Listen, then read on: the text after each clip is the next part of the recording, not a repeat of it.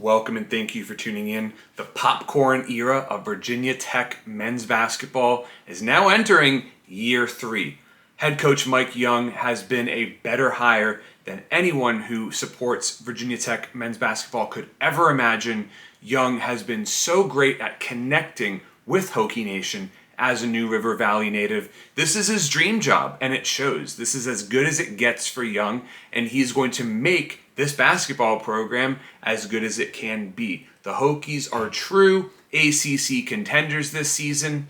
ACC analyst and former Louisville player Luke Hancock picked the Hokies to win the ACC. A surprise pick, but don't be surprised if the Hokies are battling it out with the nation's elite night in and night out. The Hokies reached the NCAA tournament last season. Of course, it was a heartbreaking loss to Florida. But this is a team that has what it takes to not only win in the NCAA tournament, but progress into the second week of March Madness. Luma, as a transfer last season coming in from Wofford, was just spectacular. He averaged 15 points and 8 rebounds a game and delivered the most memorable individual performance of the season when he eviscerated Virginia basketball at Castle Coliseum. The Hokies won that game by 14 points, and shout out to John Rothstein for pointing out how absurd it is that UVA is ranked in the AP Top 25, while the Hokies, who are clearly a better team, they have plenty of talent returning to Blacksburg. UVA only has Kihei Clark. Come on, they don't even have a single double-digit scorer in terms of averaging points per game coming back to Charlottesville, but the Hokies have 3 in the starting lineup. Not to mention, Storm Murphy is going to be the talisman of this team. A huge offensive upgrade over Wabisa Bede. Bede was an outstanding defender, a terrific leader for this team who did so much for the program. But at the end of the day, Murphy is the man to take this program forward from the point guard position. He averaged 18 points a game last season at Wofford, is an automatic three-point sniper, averaging over 50% from the three-point line, but he's not one-dimensional. The kid can drive to the hole. He has such an effusive personality. He's going to get the teammates involved. He's going to get the crowd involved. He's going to get all of Hokie Nation hyped up. Cannot wait to watch Storm Murphy take the floor. He's going to create a lot of open looks for Naheem Aline. I wasn't sure after his freshman year if Aline had the it factor. Did he have that killer instinct? Aline has answered that question emphatically with a yes. I think he has the best pro potential of any Hokie, Luma included. His shot is so pure when it's on. He's continuing to progress when it comes to attacking the basket. So nimble, agile, and athletic on both ends of the floor when his game is fully dialed in.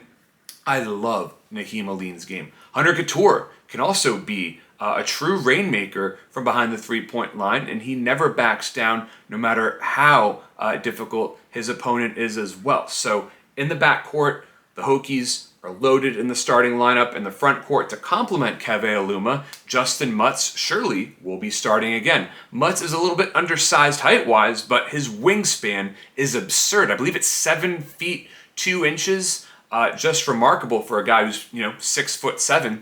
Remarkable reach. He uses it to his advantage on the boards.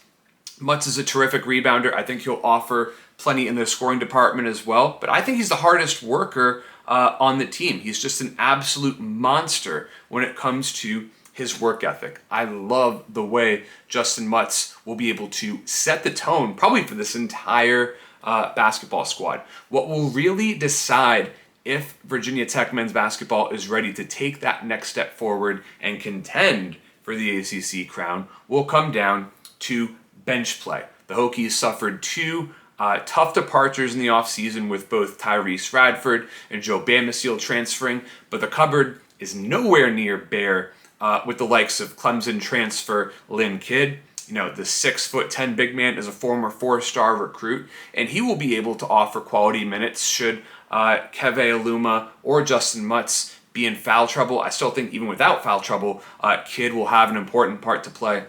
And this, of course, will be a defining season for junior 7-foot big man John Ogiaco. So much potential. Has he taken that step forward yet?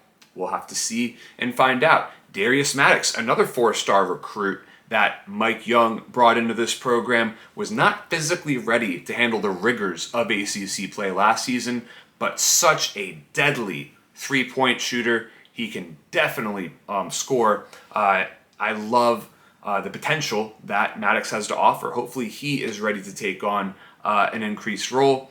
Mike Young signed 4-star point guard Sean Padula. Not sure how many minutes he's going to get this season, but he has an exciting long-term future to be sure.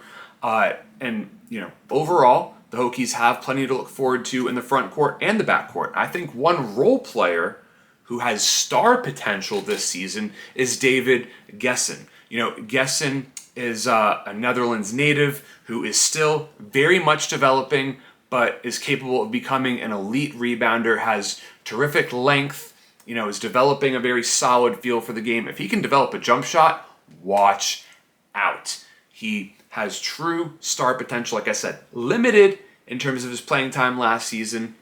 He has plenty to offer.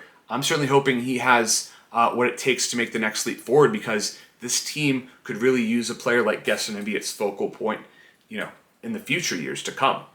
So with that, the popcorn era of Virginia Tech basketball continues to pop. The Hokies will have what it takes to compete against anyone in this very crowded field of talented college basketball teams this season, and I cannot wait to watch the Hokies in action.